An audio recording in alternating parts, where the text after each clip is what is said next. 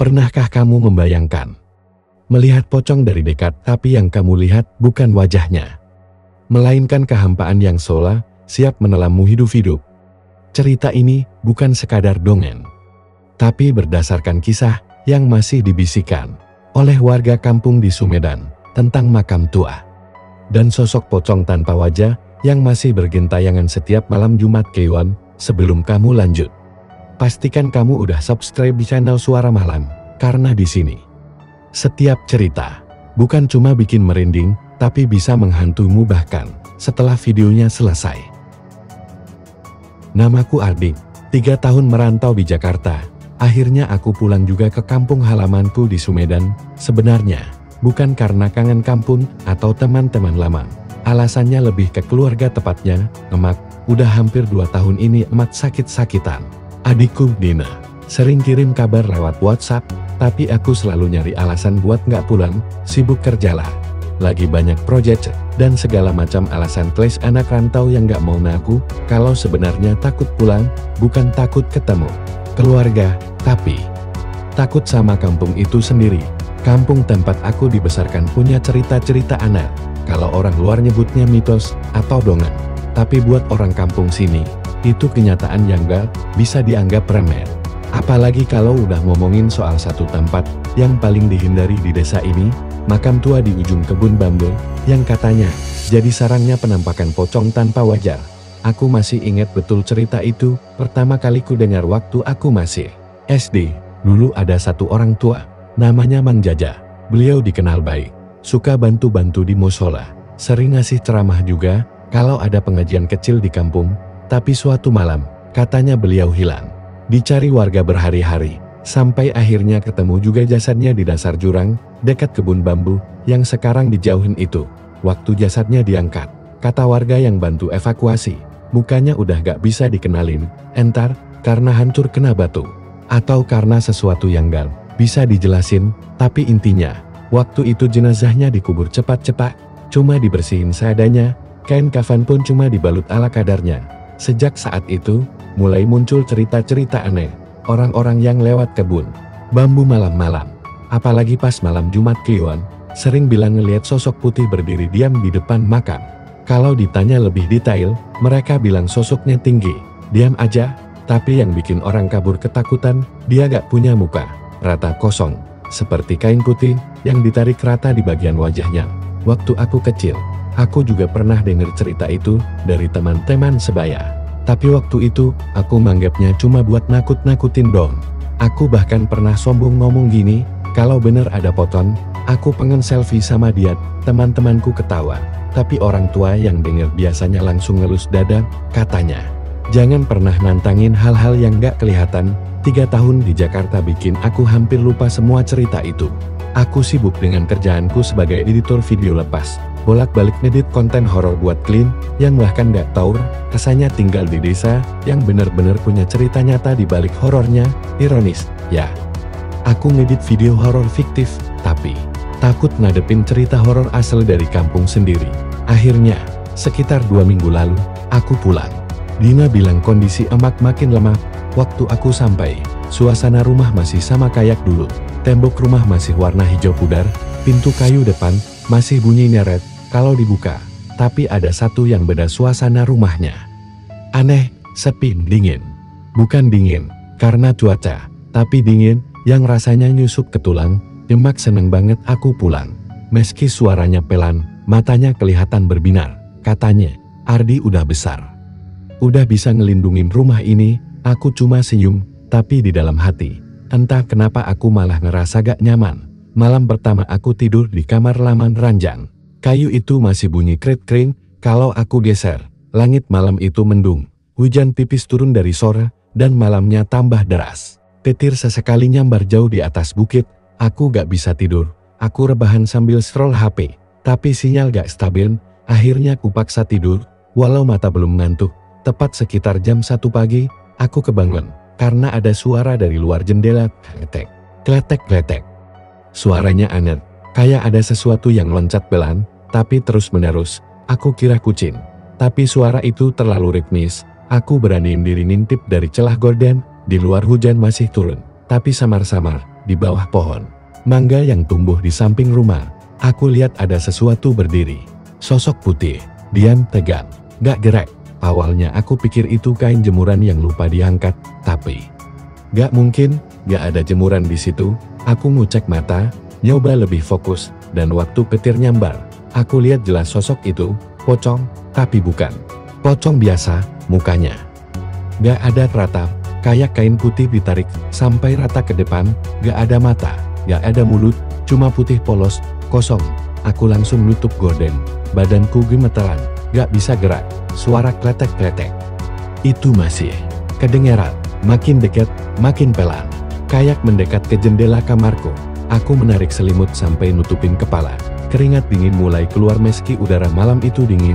Aku gak tahu gimana akhirnya aku ketiduran, tapi waktu aku bangun, matahari udah naik, dan rumah udah rem. Suara ayam dan motor tetangga lewat. Aku keluar kamar sambil ngerasa aneh, gak berani cerita ke emak, karena takut dikira berhalusinasi. Tapi dari pagi itu, rasa takutku bukan karena aku pulang kampung, tapi karena aku merasa sosok itu tahu aku pulang, dan dia nunggu, entah untuk apa. Besok paginya, suasana rumah mulai terasa seperti biasanya.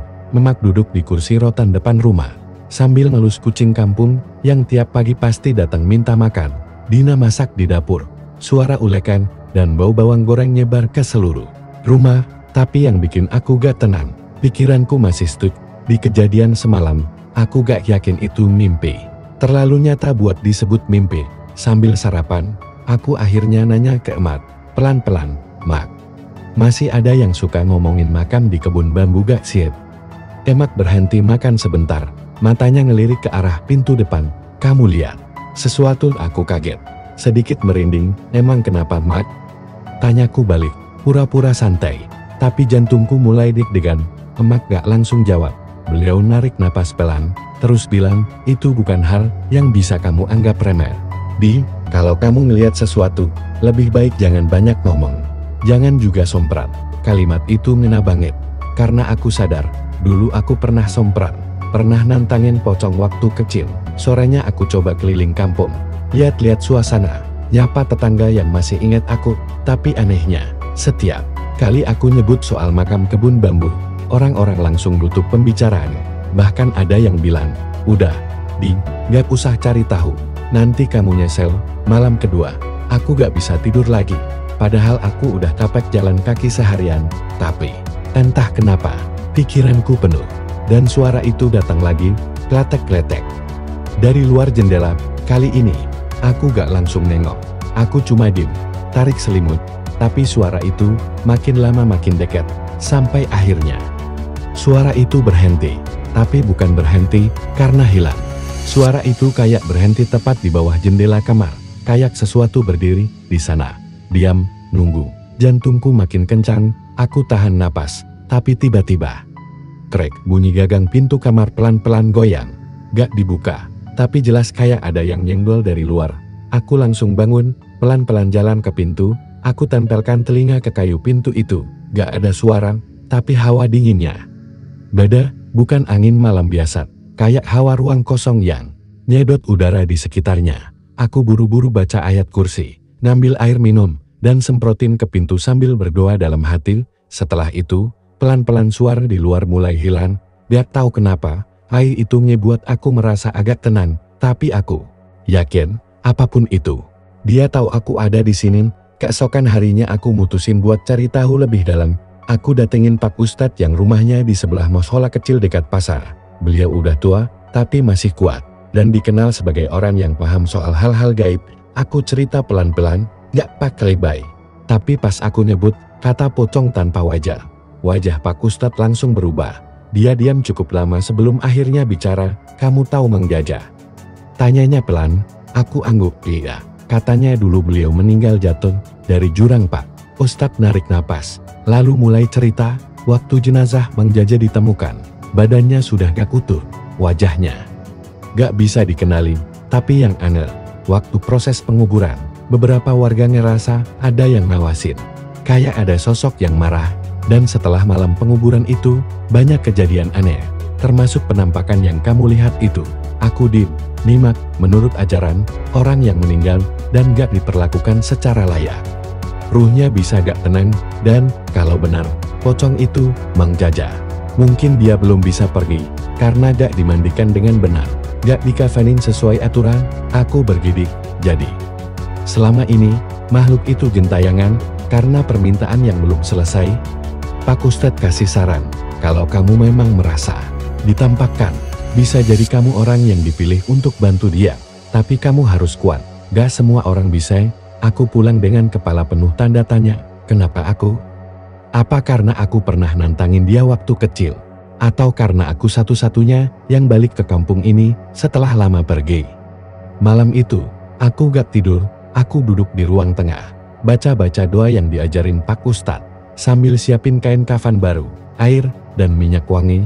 Aku gak tahu kenapa aku lakuin semua ini, tapi ada dorongan aneh dari dalam, seolah aku memang harus selesaikan sesuatu yang belum tuntas. Jam menunjukkan pukul 11 malam.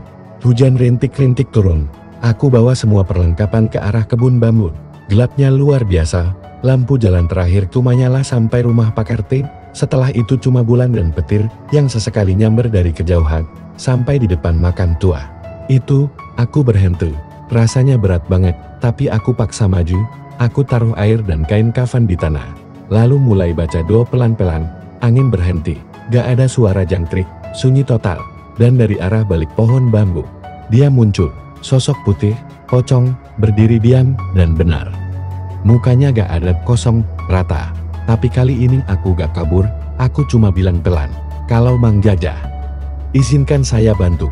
Saya minta ampun atas kelalaian kami, tapi malam ini saya akan bersihkan dan kafani ulang.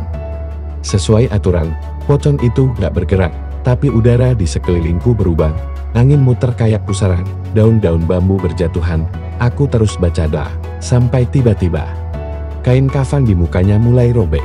Sendiri, dari bawah, muncul. Bukan wajah, tapi seperti lubang gelap, dalam, kosong. Seakan dari situ, aku bisa terseret ke dalam kegelapan. Tiba-tiba semuanya hitam. Aku gak inget apa-apa lagi. Aku sadar udah pagi. Aku tidur di tanah, di depan makam yang sekarang rata, gak ada nisan, gak ada tanda apa-apa, seolah makam itu hilang ditelan bumi waktu. Aku balik ke rumah, emak cuma bilang, Mang Jaja udah tenang, kamu mimpi. Tapi itu nyata. Sejak hari itu, gak ada lagi cerita penampakan pocong tanpa wajah. Kampung kembali tenang, tapi buatku, malam itu akan selalu hidup dalam ingatan. Dan kalau kamu dengar suara kletek-kletek tengah malam, jangan buka jendela, jangan jawab, diam aja. Karena bisa jadi, dia cuma lagi lewat atau dia lagi nyari orang yang mau bantuin dia pulang.